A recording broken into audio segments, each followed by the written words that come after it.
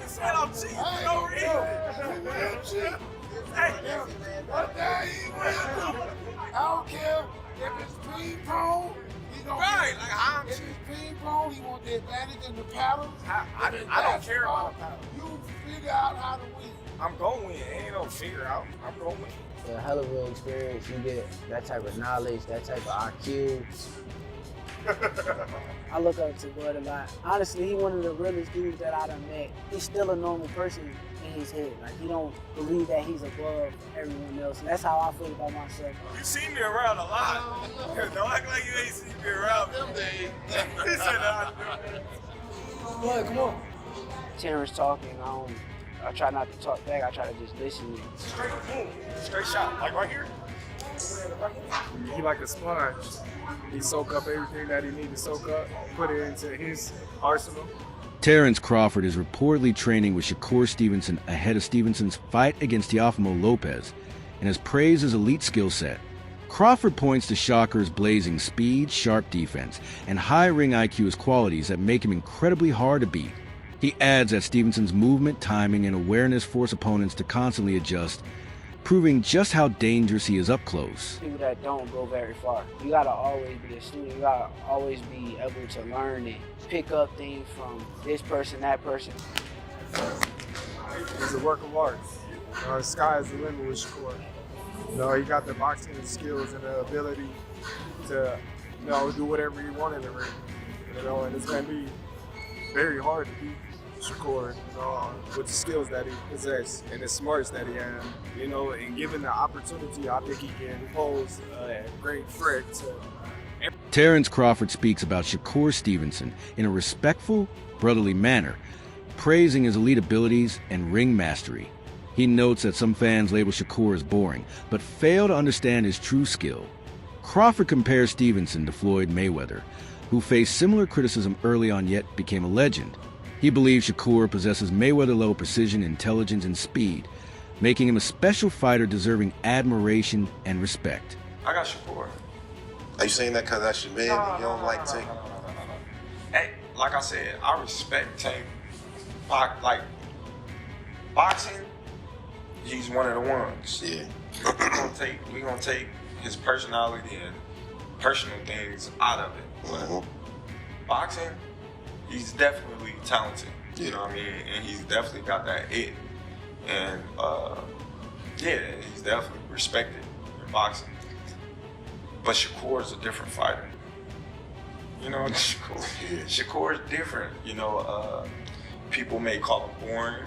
People may say he can't punch. But they say the same thing about Floyd. Because they defensive. Inside Shakur Stevenson's camp, Terence Crawford shares a wide range of techniques, stressing the importance of learning small tricks from every fighter. Stevenson gains valuable insight by watching and practicing these methods, which sharpens his adaptability and ring skills. Outside the gym, their time together creates a strong, family-like bond built on trust and respect. This blend of technical guidance and personal support helps Stevenson grow both as a fighter and as an individual. It's like a black kind of thing, like like it's like, like when you go to cookouts and all your family be sitting there playing spades and like Chris Algieri stresses the importance of matchups where elite fighters are willing to challenge one another regardless of the risks involved. He believes facing top-level opposition is essential for real growth and a true test of a boxer's abilities. According to Algieri, taking risks in the ring, even when it results in losses, does not lessen a fighter's talent or reputation. Instead, setbacks can become powerful learning experiences that teach valuable lessons about strategy, adjustment, and mental toughness. He argues that avoiding dangerous opponents may protect an undefeated record, but it does little to prove greatness. Algieri advocates for courage and ambition, emphasizing that true elite fighters are defined not only by their wins, but by the challenges they accept and how they respond when pushed to their limits. Health of boxing on this side of the world. Listen, there's nothing like the Garden. We've both fought there many times. I fought in the big room. There's nothing like the Garden. Just the vibe, like you said, champ, that's around that. And this fight is deserving to be here. It's that good of a fight. It's that big a fight, and especially like I've said, like the health of American boxing. This is one of the best fights that can be made. And putting it in the Garden just makes too much sense. But the idea of the turmoil, the eyes on it, the spectacle, the circus. Chris, you talked about the idea that Teofimo Lopez kind of lives in this. That's where he flourishes. That's what he loves. This idea that because there's so many eyeballs on it, it's going to be kind of a circus. Does that favor Teofimo a little bit? Look at the strategy, yes, no? I'm going to say, well, I can't say for certain because there's no certain with Teofimo Lopez. He's one of the most up, down, left, right guys I've ever Mercurial, been around. we could say. Yes. But when he is on, he's damn near unbeatable. I mean, he's such a good athlete. He has such a good boxing IQ. He's so physical and explosive. And again, I've said this on past shows. I've called him many times for Top Rank, been around fight weeks. And it just seems to me, the more out of sorts he seems, the more back against the wall it looks like, the more that he's an underdog, the better he performs. And this could be that kind of situation. New York is a tough place, man. They're already gibbering, but you're going back and forth saying, like, you know, he reps Brooklyn, but there's kind of questions about his Brooklyn roots. Can he really rep Brooklyn in the way that he says he can? So he's already getting that heat for that.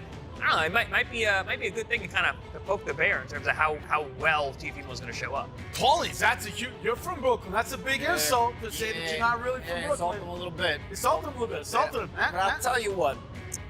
There's so many thoughts in my head with this situation because Teofimo is at his most dangerous when he's counted out, and this is going to be. Teddy Atlas comes to the defense of both Shakur Stevenson and Teofimo Lopez, pushing back against long-standing criticism that has followed them throughout their careers.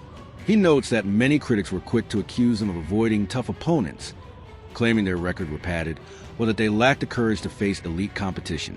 Atlas argues his view is outdated and unfair, pointing out that both fighters have repeatedly proven their willingness to take on high-level matchups. He emphasizes that their speed, skill, and ring strategy make them dangerous opponents who do not shy away from challenges. Stevenson and Lopez have consistently looked to test themselves against top fighters, showing clear growth and adaptability. According to Atlas, the narrative of avoidance no longer fits, and both men deserve respect for their accomplishments and the risks they are now taking in the ring. Teofimo at certain spots, he's avoiding this guy, he's avoiding that guy. You can't take those shots at these two guys. Definitely can't now. They are stepping up, and they are taking fights that a lot of people are probably surprised they took. Now, a lot of people will say style-wise, Teddy, style-wise, is this going to be a great fight? I don't know if it will. I mean, style-wise, I can see you having a little reservations, you know, whether or not these guys will make for dynamite. They will make, you know, for electricity. I don't know if they will, but I'll tell you what they will make for. Two skillful fighters, two talented fighters, you know, two fighters that are at a high skill level that will compete in the sweet science. I mean, Shakur showed aggression in his last fight against Cepeda, you know, being elusive while being aggressive, you know, walking them down, fighting on the inside, you know, boxing well, still being able to counter, still being able to control space, but also be able to go into tight quarters and not be afraid to show that he's good on the inside too, that he can make you miss and make you pay outside and inside. Shakur showed that. That was great. That was great, and people applaud him. I applaud him. We were sitting there ringside. I was sitting there actually with your sister, ringside, watching that fight. And it was a terrific performance. Shakur showing that dimension, showing that attitude, showing that competitive, showing that dog like people like to show or like to talk about. And they wanted. Paulie Malignaggi explains that Teofimo Lopez often faces heavy criticism and is frequently underestimated in the build-up to major fights. He believes much of this comes from Shakur Stevenson's higher profile within the boxing world. Stevenson benefits from greater media attention, a larger fan following, and increased visibility, which can overshadow Lopez despite his proven talent. Malignaggi points out that Lopez possesses explosive power, speed, and strong ring instincts, but these qualities are sometimes overlooked because of the spotlight surrounding Stevenson. He adds that such comparisons are not always fair, as Lopez has repeatedly proven himself against elite competition. According to Malignaggi, the imbalance in attention shapes public narratives, leading analysts and fans to praise Stevenson more while questioning Lopez's credentials. Ultimately, he stresses that Lopez's abilities speak loudly inside the ring, and underestimating him could be a serious mistake for any opponent, including Stevenson. Because Teofimo is at his most dangerous when he's counted out. And this is going to be one of those fights where he's going to be counted out. Because Shakur is looked at by and large as the guy who can dominate boxing in this generation, right? It's just a matter of him getting the opportunity. I myself have felt that he's the guy who could and should be dominating boxing if he gets the right matchups. But bro, this is one of the rare matchups, if not maybe the only matchup, where I feel like it's a big threat here to Shakur. And then it would all come undone only because of this reason. Teofimo Lopez, we've seen him at his best, but he typically brings out his best characteristics when he's back to the wall and he's counted out. And he's going to be counted out in this fight. By and large, people are going to side with Shakur in this fight to win the fight. He's the more consistent fighter, he's the more class fighter overall, and he's just so damn good. But Teofimo has a way, when you're so damn good and he knows you're so damn good and everybody feels like you're gonna beat him, there's just something about Teofimo, man. He brings out a different level and somehow supersedes that guy who's that damn good. I've seen it. We've seen it already. I'm not saying anything that anybody else hasn't already seen. Okay, I'm just stipulating it. I'm gonna tell you right now, I don't know who wins this fight. Because again, your better head says Shakur, but then you think about Teofimo. Again, what I just explained. He's got the talent. I'm telling you right now. Yeah. Shakur is extremely talented and could be the face of boxing as far as being that good, being that dominant, even though no matter how good you are. But this is one of the rare fights where you can get beat. And I don't ever want to hear any of you tank nut huggers that he fights one Uber driver after another. If Shakur Stevenson loses this fight, I don't ever want to hear any of you saying, oh, what about Shakur now? Tank this, tank that. Tank fights the guy that delivers my pizza. He fights the guys in the back that are doing the production. He fights the truck driver. I don't want to hear, because he would never have gone. Boxing analyst Wade suggests that Teofimo Lopez and Shakur Stevenson have likely spent considerable time studying each other's styles, especially since they developed through similar systems and promotional routes. He explains that while both fighters are highly skilled, their approaches inside the ring are very different. Wade warns that fans expecting a non-stop, high-intensity offensive performance from Stevenson may be surprised. Instead of relying purely on aggression, Shakur is known for adapting his style to each opponent. He emphasizes strategy, footwork, timing, and control to exploit weaknesses and dictate the pace of a fight. Lopez's power and explosiveness pose a serious threat, and Stevenson's calculated approach is designed to neutralize those strengths. According to Wade, this matchup is shaping up to be a tactical chess match that will test both fighters' adaptability, discipline, and ring intelligence. And that's the part where I'm like, okay, he's going to be very surprised come fight night, to where it's like, you really thought I was slow? Like, is that something like you put in your brain and thought it was about to come out there and work? It is interesting to hear, both of them talk about each other, because there's probably not two guys that know each other better, that haven't fought, but have seen each other, been around each other, AMI tournaments, and followed each other's career under the same promotional banner than Teo and Shakur, right? Outside of, again, sparring together, training together, that are about to fight each other, there's probably not guys that know how they operate better. So if Teo is saying, I'm going to go out there and make you quit, essentially break you and stop you, that's something we haven't seen anyone get close to even hurting Shakur, really. Like, people say the Williams Zepeda fight, Zepeda hit him with the right hand and Shakur got wobbled, even though it was clearly slipped. I thought that was one of Shakur's better performances, because he dug down and bit down on his mouthpiece and said, I'm not just going to play the back foot and be slick and turn this into a very low output fight that I'll win, because I'm just, he's better than Zepeda. But he went out there and dogged it out a little bit, and I respected him for it. I don't expect him to fight the same way versus Teofimo. I really do. And I think people are looking at the Zepeda fight and going, yeah, that's the Shakur we want. And I don't want to say he's going to disappoint people, but he will not fight that. He won't. And Teo won't fight the same way Williams Zepeda did. They'll both be very measured. I think it'll be a very slow-paced, low-output fight. I could be wrong.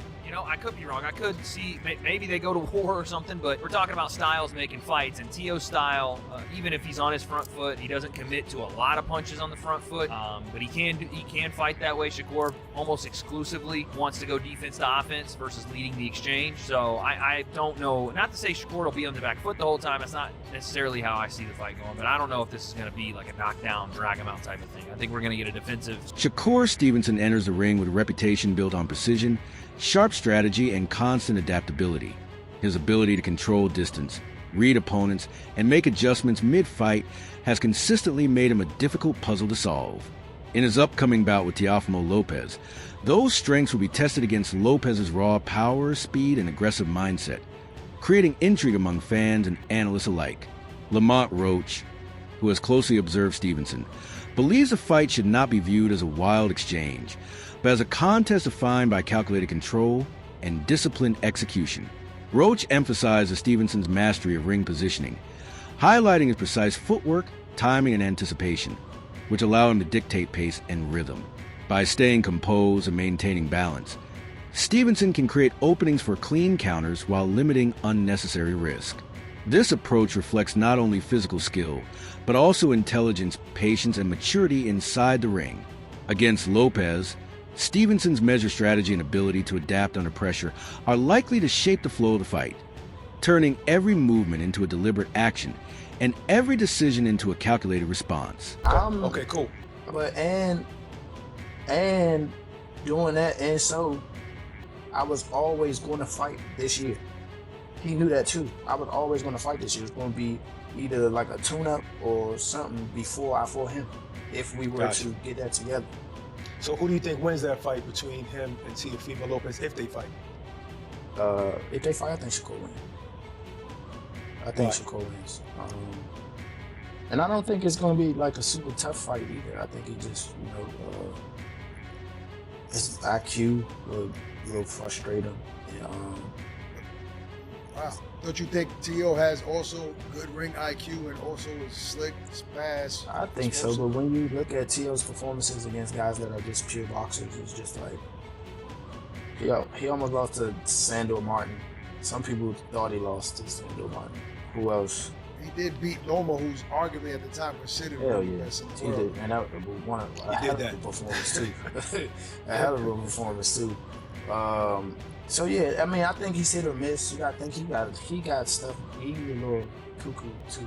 Like he has like a little mental lapses every once in a while. Look at the Kambosos fight. Like that's a fight that people would never expect Kambosos to win, and he won a grueling match against him as well. So I just I don't know. I don't think he can get it done against Shakur when it comes to like.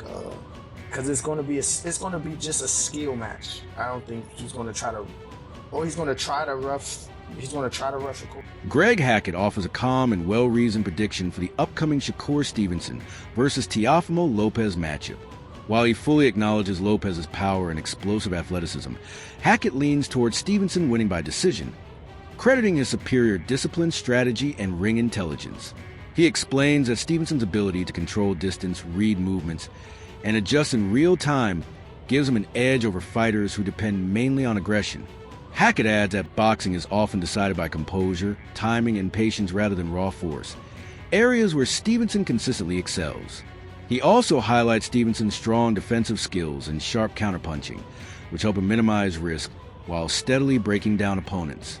According to Hackett, the fight will showcase Stevenson's command of pace and tactics, with his calm, calculated approach likely earning him a hard-fought decision victory against Lopez's dangerous power and explosiveness. I think Shakur, yeah, my first mind tells me Shakur, and I thought about it, yeah, I'm picking Shakur by decision, but